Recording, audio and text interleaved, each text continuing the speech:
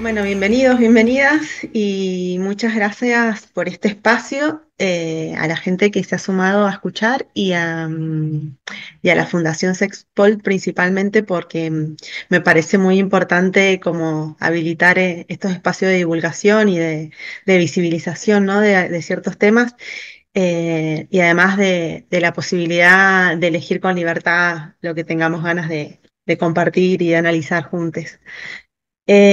Hoy, bueno, vamos a hablar de brujas.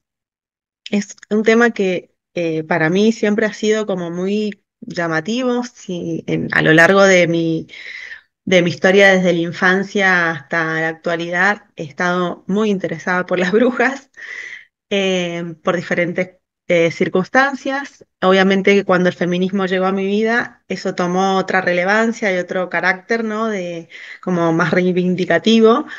Yo soy licenciada en trabajo social, soy argentina, hace 2 años vivo en España y, y además me he dedicado a trabajar con mujeres, siempre desde el activismo y desde lo profesional, en aspectos que tienen que ver con las violencias de género, violencias machistas, con la sexualidad, con los derechos sexuales y reproductivos, y bueno, y particularmente este tema, las brujas y la casa de brujas y todo de lo que de ello deriva, es un tema que está directamente relacionado, ¿no?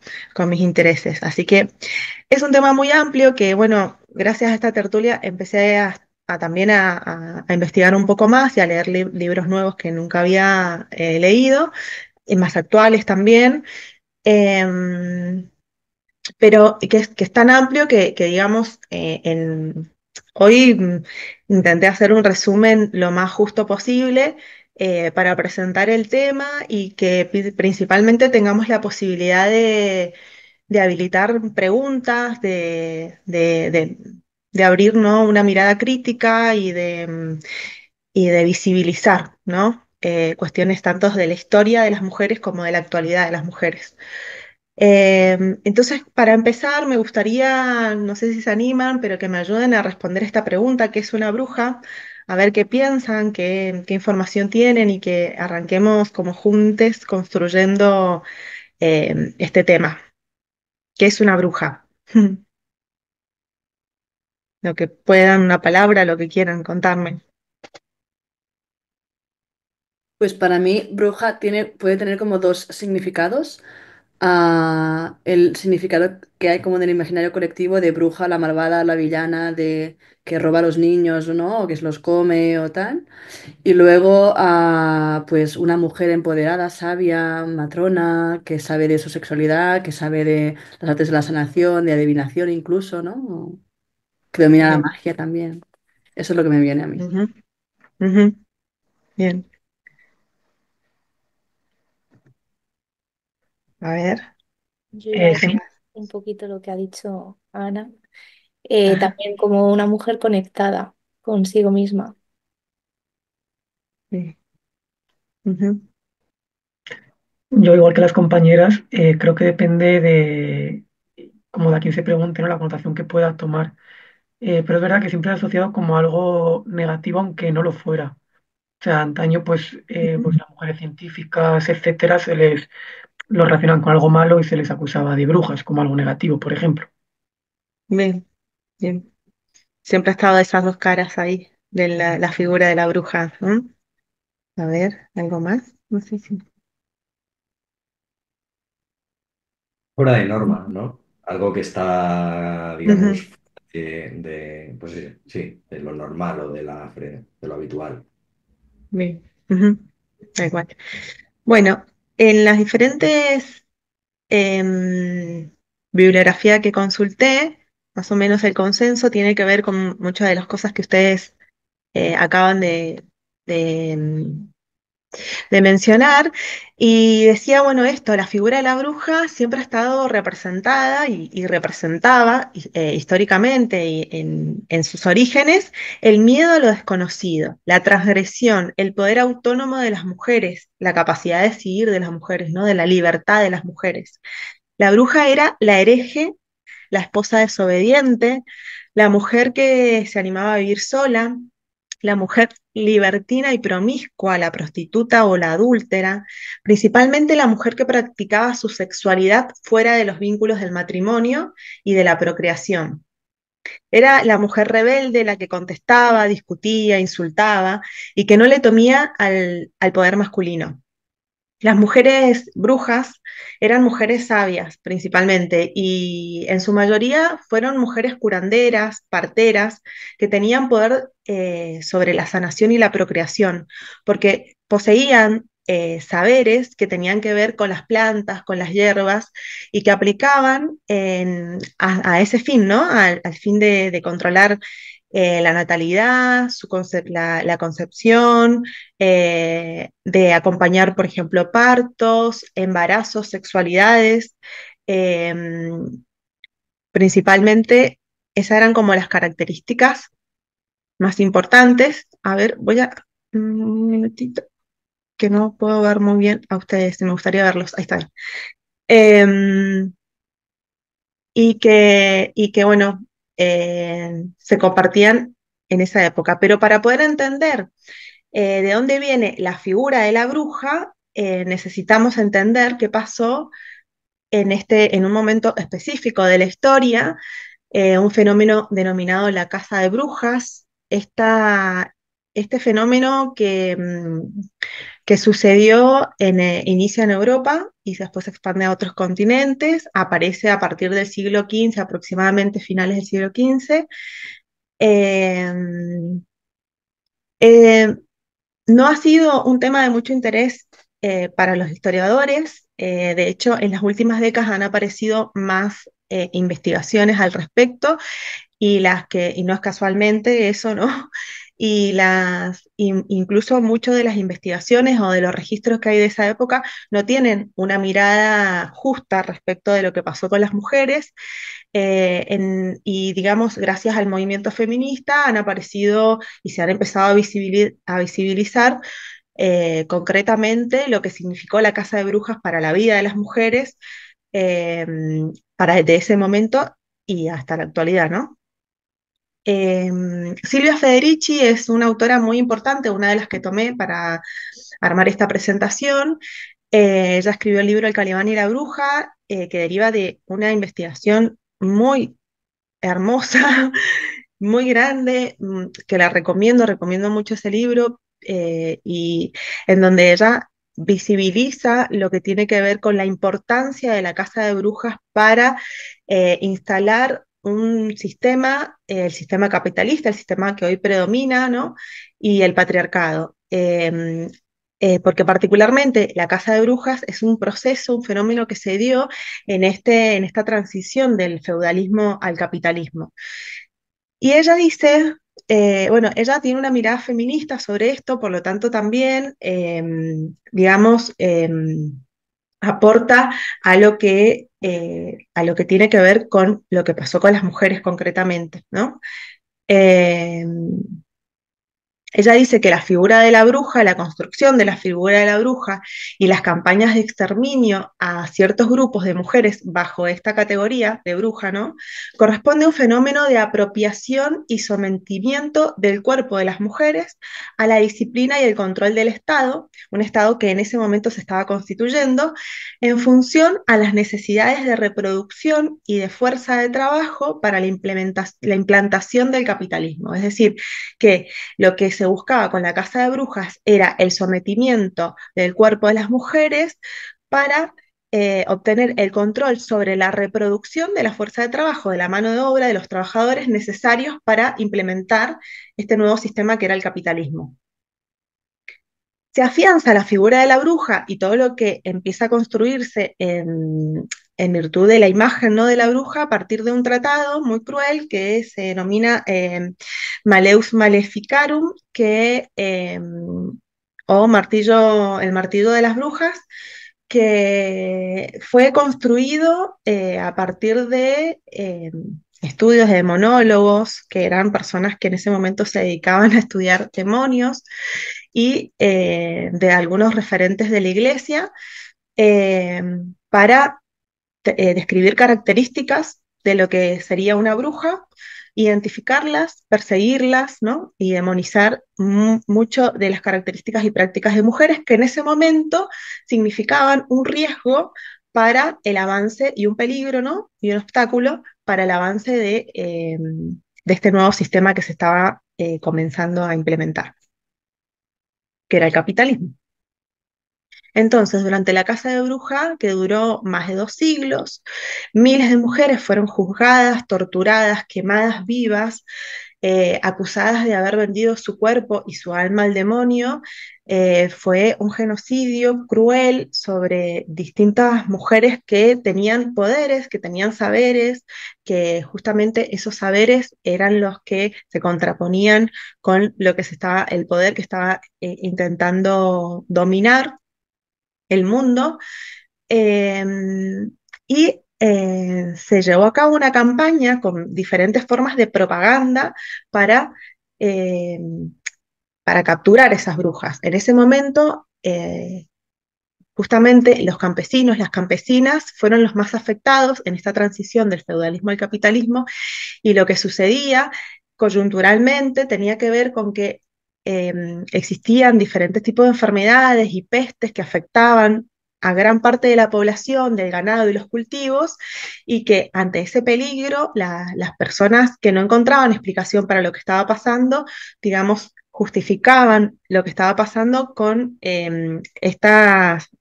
respuestas sobre la brujería que se estaban instalando, y acompañaban y ayudaban a esa acusación y a ese exterminio. Eh, Incluso muchos de uno de los medios que se utilizó para difundir eh, todo esto en contra de estas mujeres fueron medios gráficos, como por ejemplo panfletos en donde se describían cuáles eran las características de las brujas para que la gente las pudiera identificar, ¿no? Y uno de los ejes importantes, que es un poco lo que traigo y por lo que traigo la Casa de Brujas, eh, que, que fue eje central de esta casa, de este genocidio, de estos asesinatos y esta persecución, tiene que ver con la sexualidad. De hecho, era un tema central de acusación, la transgresión sexual. Por ejemplo, los aquelarres, cuando se describían o se representaban en los grabados, eran representados como orgías sexuales monstruosas. La mayoría de las acusaciones tenían que ver también con perversión sexual. Se creía que en esos aquelarres las mujeres tenían relaciones sexuales con los demonios, con el demonio. Eh, Además, hubo una gran campaña de demonización de las prácticas anticonceptivas. Por lo tanto, en cuanto a la sexualidad, principalmente la Casa de Brujas intentó criminalizar el control de la natalidad y el poder del cuerpo femenino, y poner el poder del cuerpo femenino al servicio de la acumulación de la fuerza de trabajo. Y para lograr eso también, una de las principales acusadas y mujeres que fueron asesinadas son las parteras, comadronas o matronas, que tenían un rol fundamental en ese momento, una posición social muy importante, porque eran las que acompañaban a las mujeres en diferentes procesos de su sexualidad, en los partos, en los abortos, y hasta ese momento eran todos estos eventos de la sexualidad de los partos eran temas exclusivamente de las mujeres, ¿no? Eran solo acompañados por mujeres. Hasta el siglo XVI el parto y estos eventos eran considerados un misterio femenino, y el interés por avanzar en tener el control de la sexualidad y la reproducción de ese momento llevó a que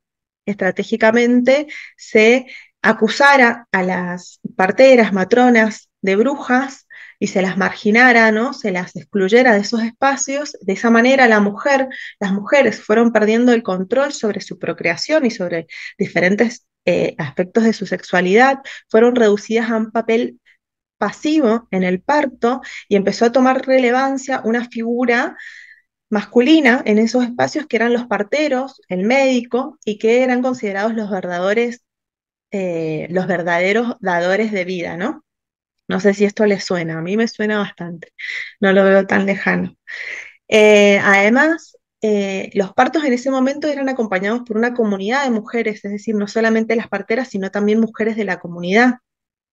Esa comunidad de mujeres fue excluida de la escena del parto y eso habilitó a que aparecieran nuevas prácticas, como por ejemplo que ante una situación de emergencia se priorizaba la vida del feto por sobre la vida de la madre o de la mujer. Las parteras fueron puestas bajo la vigilancia del varón, que en ese momento empezó a controlar la escena del parto, y las únicas parteras habilitadas a poder ejercer y trabajar en ese momento, o que se les permitía seguir siendo parteras, eran mujeres que tenían que demostrar que eran buenas católicas y tenían la única función que se les permitía era vigilar a otras mujeres a que concluyeran su parto y a que avanzaran con el embarazo. Es decir, toda expresión sexual de la mujer y toda sexualidad activa desde el aspecto en que lo queramos pensar, en ese momento era considerado peligroso, era considerado una amenaza para el orden social que se estaba instalando. Uno de los momentos más importantes de disciplinamiento, ¿no?, de las mujeres el momento de las acusaciones, de los juicios eh, y, del, y, de la, de los interrogatorios hacia las mujeres. En ese momento era donde se transmitían los mensajes de disciplinamiento, ¿no?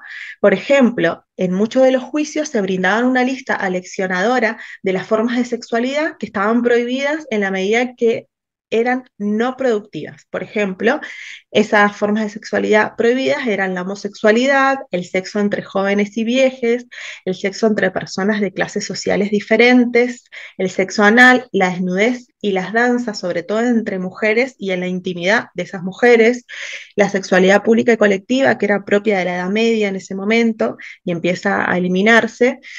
Y otro de los aspectos importantes en esos procesos de ejecución y de juicios era la carga de misoginia y de sadismo sexual con el que un montón de prácticas se realizaban. Por ejemplo, las acusadas eran desnudadas y afeitadas completamente porque se decía que se les buscaba en el cuerpo algún tipo de señal o de marca que indicara que era una bruja, una marca del diablo, decían, ¿no? Cualquier marca podía ser, una cicatriz, un lunar, eso era suficiente a veces para, mm, para decir que estas mujeres eran brujas. También eran pinchadas con agujas muy largas en todo el cuerpo en busca de esta señal del diablo. Con frecuencia eran violadas, investigadas si eran vírgenes, entre comillas, ¿no? O no, como signo de su inocencia, y si no confesaban, eran sometidas a calvarios aún más atroces. Es decir, que muchas mujeres en esas instancias terminaron confesando, entre comillas, delitos o hechos que nunca hicieron, pero que ante los niveles de tortura que recibían, lo preferían para poder terminar con eso. Incluso se las obligaba a través de las torturas a decir nombres o a acusar a otras mujeres. Y así, digamos, esta persecución se iba expandiendo. Em, Por otro lado, el momento de la ejecución concretamente es un momento de aleccionamiento con claridad porque se realizaba en espacios públicos donde participaban toda la comunidad y sobre todo los hijos de las brujas y especialmente las hijas mujeres, o sea que tenía un claro objetivo de disciplinamiento y de aleccionar. Silvia Federici dice que la Casa de Brujas fue, por lo tanto, una guerra contra las mujeres. Dice que fue un intento coordinado de degradarlas, demonizarlas y de destruir su poder social. Ella resume de esta manera el poder de la casa de brujas en ese momento por por sobre las mujeres, ¿no? En síntesis, bueno, la casa de brujas no solo estuvo en Europa, como yo dije al principio, sino que se llevó a otros continentes como América y África. En el momento de la colonización en América, particularmente como latinoamericana, me parece muy importante. eh, y estuve también investigando sobre las características de la casa de bruja en América Latina. Es un tema muy amplio, no vamos a entrar en este momento, pero sí vale la mención para tener en cuenta que tiene sus propias características, como para no tener una visión cerrada en que lo que pasó en Europa es lo que pasaba en el mundo, ¿no? Ha tenido sus propias características según las poblaciones, según las mujeres, ¿no? Según las comunidades, las mujeres de los diferentes pueblos tenían sus propias características. Pero lo que sí es importante es que estas estrategias, ¿no? Que se usaron tanto en Europa como en el resto del mundo de la caza de brujas, también fueron, digamos, fueron utilizadas para justificar la colonización y la trata de esclavos ante los ojos del mundo, es decir, estas estrategias de la demonización de las mujeres y también de pueblos originarios, de indígenas, de africanas. Por otro lado, también, luego de este proceso de la caza de brujas, aparece con gran importancia la familia y la monogamia, es como se instala como institución, ¿no? Y a su vez, el Estado también se instala como una institución importante que además, junto con la Iglesia, tienen un rol fundamental en la supervisión de la sexualidad y de la natalidad. También es importante en los siglos XVI y XVII que se genera verdaderamente una era de la represión sexual. Así lo considera estas autoras, varias de las autoras que consulté, como una era de la represión sexual que llega a definir la relación con la sexualidad que tenemos hasta el día de hoy a nivel social y particularmente en relación a las mujeres, ¿no? Em, Surgió paralelamente a estas formas de represión sexual y de disciplinamiento un nuevo modelo de feminidad que es esta mujer, esposa ideal, casta, pasiva, obediente, ahorrativa, con pocas palabras y siempre ocupada con tareas domésticas, eh, que permanece hasta el día de hoy, ¿no? Como las buenas mujeres. Para pensar un poco más hacia la actualidad, los invito como a pensar, bueno, cuáles son las brujas del siglo XXI, cuáles son las brujas de la actualidad y cuáles son los mecanismos de la casa de brujas en la actualidad. Y yo para cerrar traje y pensar como en estos dos sentidos de los que hablábamos y las dos caras de la misma moneda de la figura de la bruja, traje dos citas que resumen muy bien estas ideas. Una de Rita Segato, que es una autora que recomiendo mucho, que dice: no solo las campesinas y adultas mayores europeas de la primera modernidad, no solo las indígenas y las africanas de los mundos moderno coloniales son brujerizables. Todas las mujeres lo somos y lo seremos mientras persistan las estructuras elementares de la violencia patriarcal. Ella tiene un libro justamente que se llama así, Las estructuras elementales del patriarcado. Eh, y por otro lado, María Teresa Fuentes, en su libro Brujas en América Latina, hace también con esta expresión una síntesis de estos procesos de reivindicación de la bruja, procesos, ¿no? Movilizados por los movimientos feministas actuales, y dice que debemos apropiarnos y resignificar la palabra bruja, ¿no? Y que apropiarnos y resignificar la palabra con la que nos acusaron, silenciaron y quemaron, significa tomar el poder hegemónico por sus astas y denunciar los mecanismos de control social modernos que aún perduran sobre nuestros cuerpos. Por eso tanta vigencia, ¿no? Esta expresión feminista, ¿no? De los movimientos actuales, sobre todo de las jóvenes, de las nuevas olas de feminismo, de somos las nietas de las brujas que no pudieron quemar. Antes de abrir a estas preguntas que dejé acá para que empecemos a compartir ideas respecto de las nuevas brujas del siglo XXI. Les comparto cuál es la bibliografía que yo estuve consultando para específicamente para esta presentación. Y también ahí sumé una lectura como de literatura que recomiendo, porque de hecho la literatura ha tenido históricamente mucho que ver en la construcción, ¿no? de una figura negativa de la bruja. De hecho, cuando hablamos de brujas desde lugares más negativos y esta construcción de libros infantiles de brujas lo hacemos porque la literatura y el arte desde sus diferentes manifestaciones han reforzado esta construcción. Por lo tanto, me parece muy importante las nuevas autoras contemporáneas que están recuperando y reivindicando la figura de la bruja desde otro lugar, desde un lugar más de poder, de reivindicación justamente, y, y por eso es que sumé esas autoras y esos libros concretamente, pero particularmente las autoras son muy interesantes para investigar un poquito más.